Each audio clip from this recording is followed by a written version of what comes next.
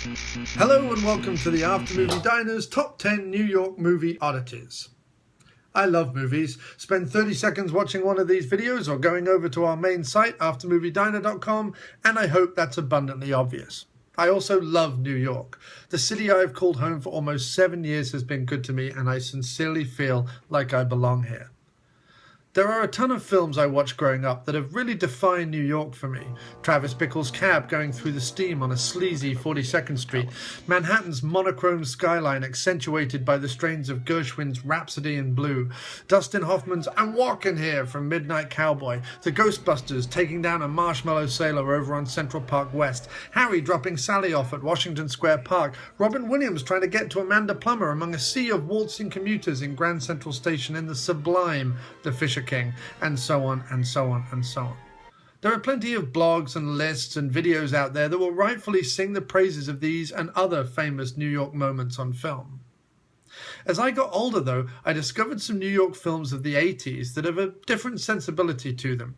Genre films, grindhouse movies or gonzo filmmaking that use the rundown and grimy corners of New York, not to their detriment, but as a backdrop for weird and wonderful stories featuring a surprising cast of characters. I became familiar with filmmakers such as Bill Lustig, James Glickenhaus, Frank Henenlotter and Larry Cohen. So I wanted to put together a list that celebrated them and other oddball movies set in this fantastic city. I probably love all the New York films you do, of course, but here are some that I think you should probably check out if you haven't already that may not appear on many other similar lists or videos. Number 10, Chud, or C-H-U-D.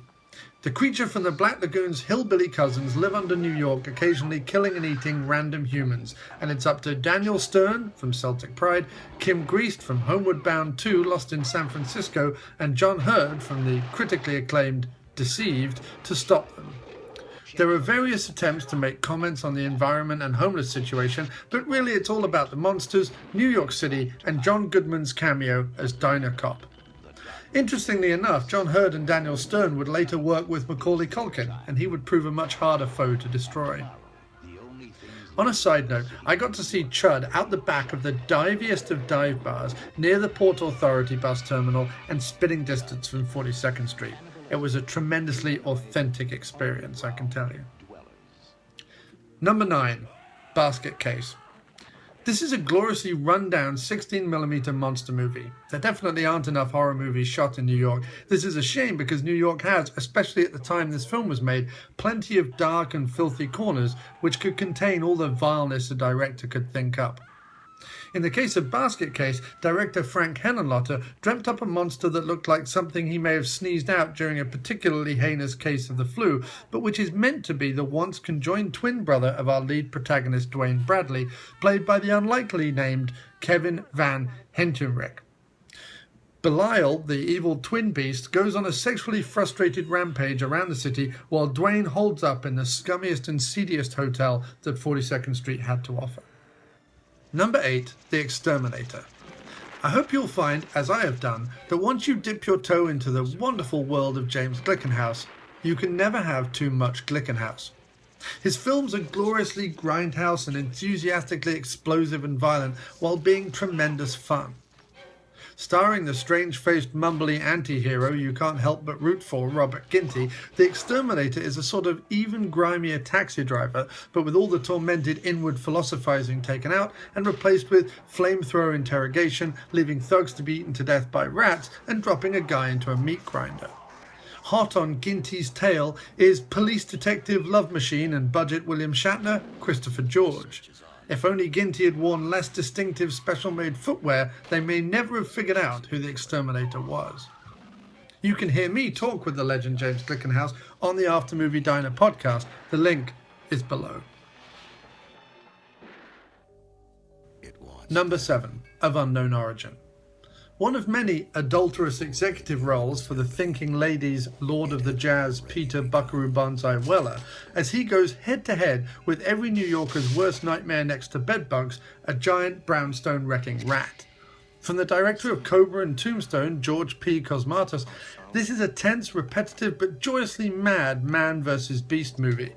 In fact, it hardly deviates from the rodent-based destructive mayhem, apart from a brief and unnecessary affair with his secretary and an amazing dining room scene where Weller quotes endless incredible rat facts to a startled room of stiff collars in his perfect iconic drawl. As one of the better films in the horror monster subgenre of rat movie, the whole thing just becomes a bizarre gonzo oddity with an ending that will leave you both bemused and applauding wildly. You can hear co-host John Wallace and myself talk about Of Unknown Origin on the After Movie Diner podcast. The link is below. Number 6, The Last Dragon. Anytime you get the opportunity to mix martial arts, music, magic and Mike Starr in a movie, you clearly have to take it.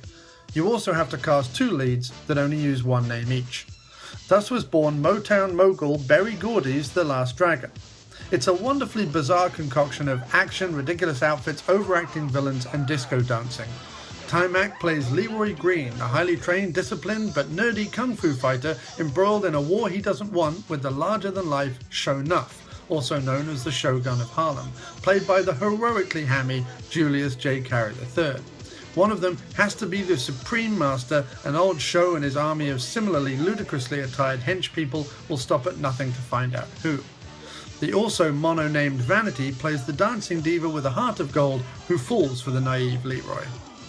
Considering the blaxploitation heyday was 10 years past by the time this was released, it stands tall and virtually alone as a favourite for anyone who grew up in the 80s, but especially young African Americans who would rarely see themselves depicted as a lead in a movie like this at that time. It has been touring throughout 2015, celebrating its 30th year, and even got a spiffy Blu-ray release. Hear me talk about The Last Dragon and diverse action cinema with creator of the Urban Action Showcase, Demetrius Angelo, on the After Movie Diner podcast. The link is below. Number 5, Maniac Cop. Bringing together the powerhouse talents of writer Larry Cohen, producer James Glickenhaus, director Bill Lustig, and stars Tom Atkins, Richard Roundtree, Lorene Landon, Robert Z'Dar, and Bruce Campbell, Maniac Cop is a city-based slasher icon that is sadly left out when people are banging on about Freddy, Jason, or Michael. It has delicious subplots, a complicated but fantastically cliché-riddled backstory for its villain, and is filmed very often completely guerrilla style on the streets of New York, including during the St. Patrick's Day parade. It even has a cameo from Sam, for the love of the game, Raimi, and spawned 2 fantastically nutso sequels. You can hear me talk to Bill Lustig all about the Maniac Cop trilogy and his career on, yes, the After Movie Diner podcast, and the link is, of course, below. Number 4, Vigilante. Thanks to Death Wish, Taxi Driver, and the horrendous crime statistics in New York at the time, vigilantes were running about the place avenging themselves on gangs of bizarrely clothed hoodlums like Batman at a rowdy bar mitzvah. You don't get much cooler than the genre icon double act of Robert the Alligator Slayer Forster and Fred the Hammer Williamson going after a bunch of Che Guevara wannabes on the dangerous streets of the outer boroughs of the Big Apple. Bill Lustig again directs, and the ante is upped by not only featuring the legitimately shocking murder of Forster's 8-year-old son, but also by his wife leaving him.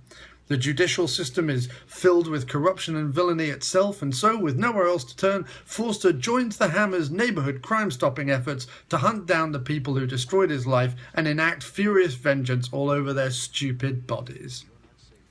Hear Dr. Action and me talk to Fred the Hammer Williamson about Vigilante and other films in his awesome career on, yes, you guessed it, the After Movie Diner podcast. The link is, of course, below. Number 3, Lonely Guy.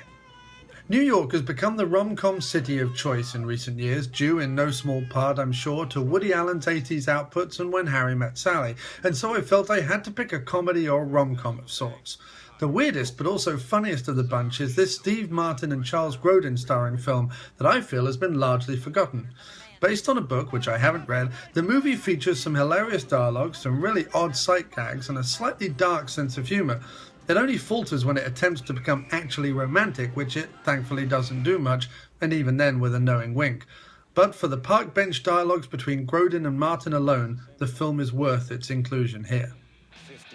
Number 2, Shakedown, or Blue Jean Cop. 80s and 90s grindhouse action film king James the Glickenhaus shows us what happens when undercover narc cop Sam Dog Killer Elliott bebopping adulterous, yet again, attorney Peter I'm putting the law on trial Weller, and a sleazy 42nd Street collide. This film is all over the place. Action, New York exploitation brilliance from its low-key Central Park start through to its Sam Elliott hanging onto the wheels of a plane gloriously implausible ending.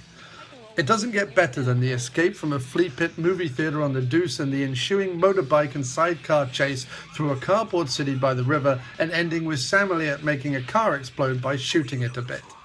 The movie is so utterly bonkers and fast-paced you joyously throw your hands up and go along with the ride, safe in the knowledge that you're in the good hands of Elliott, Weller and Glickenhaus. This should have been a franchise. You can hear me and co-host John Wallace discuss Shakedown on the After Movie Diner podcast. The link is below. And also don't forget, I interviewed James Glickenhaus. The link is also below. So what is number one, I hear you cry? Well, number one, the top spot has to belong to Larry Cohen's masterpiece, Cue the Winged Serpent. I unabashedly adore this movie. Michael Moriarty's insanely well-played skittish piano player and a prehistoric giant flying lizard god terrorized New York, and only Shaft, Kane from Kung Fu, and an undercover mime can stop them. Larry Cohen's bonkers monster movie may be the very best film to ever come out of a premise like that. The acting from Moriarty should seriously win awards for the finest in all of exploitation cinema, and considering the budget, the effects and location work are excellent. Like all of Cohen's work, and indeed a lot of the films on this list, there are comments and subplots throughout that either deal with city corruption or the crumbling society. None of these films are simple exploitation, and all either have something to say about the times or an incredible catalogue of the times when, some feel, New York City was New York City before Disney moved in. To wrap up then, I personally feel that you can still find corners of the city with dive bars, diners, or where B-movies are playing. And yeah, you may have to look a little harder, but the experience is still there to be had for the most dedicated of fans. In fact, the last few months of the podcast in the After Movie Diner is based entirely on that principle. Go find a weird B-movie that's playing, then go find a diner and eat there. Record the ensuing conversation.